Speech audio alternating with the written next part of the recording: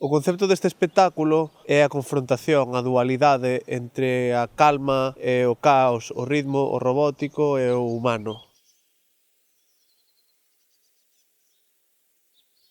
Partimos da premisa de romper coa liturxia dos concertos de música clásica e contemporánea para ir máis alá e facer un espectáculo orgánico onde o intérprete, neste caso eu, pasa a ser un performer e deixa de ser un músico para ser un intérprete dicindo texto, movéndose e expresando realmente as súas inquietudes a través dos textos e a través da música.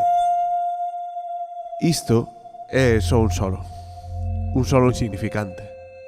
O espectáculo divídese en 3 movementos, como se fosen 3 movementos dun concerto solista de música clásica ao uso. Cada movemento está asociado a unha parte da escenografía, a un instrumento concreto e a un monólogo, pero todo ten unha cohesión a través dun fío conductor. Jo el que volia era que també la veu del Mario estigués present. Llavors vam buscar diferents anècdotes que es poguessin combinar amb el seu laboratori i que parlessin una mica de la seva visió de la vida.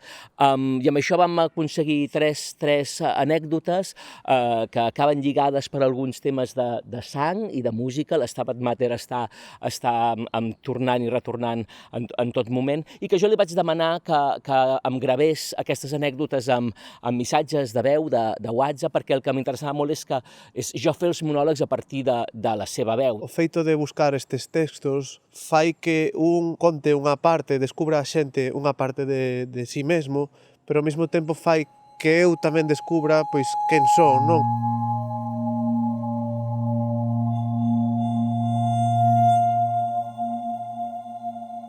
Durante o espectáculo utilizamos todo instrumentos de nova creación que foron desenvoltos nestes últimos 2 anos coa axuda de Daniel Guisado, luthier e compañeiro meu, que é quen leva a cabo estas ideas que eu lle paso.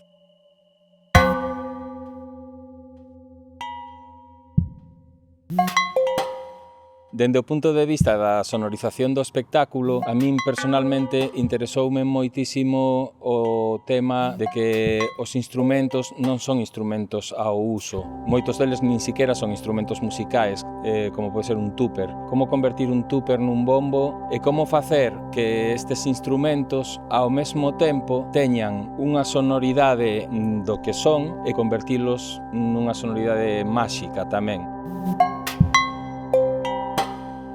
Esta tecnoloxía é básica para este espectáculo, no que facemos esta apoloxía da ciencia, da tecnoloxía e desta estética industrial. Toda a música que utilizamos para acompañar o espectáculo está feito dende o analóxico. Todos os sons que se escoitan non son digitais, son sons acústicos procesados. Por exemplo, hai unha obra na que toda a materia prima son gaitas que gravamos e procesándoas para que parezcan sintetizadores, pero pouco a pouco vanse transformando nese imaginario da gaita para beber desa fonte da tradición, de construíla e chegar a un punto máis alá.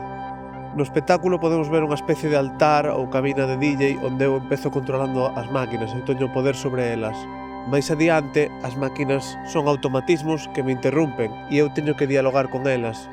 Estes elementos aparecen desordenados de maneira caótica e chega un momento no que estes instrumentos convírtense nunha batería, nun instrumento musical co que dialogar.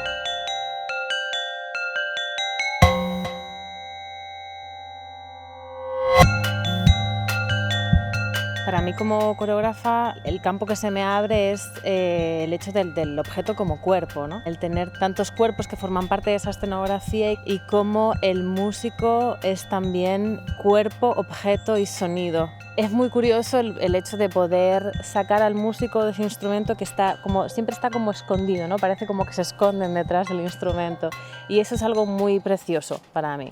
Ha sido un proyecto súper colaborativo, ¿no? O sea, todos dábamos ideas un poco de todo y luego el resultado final es estupendo.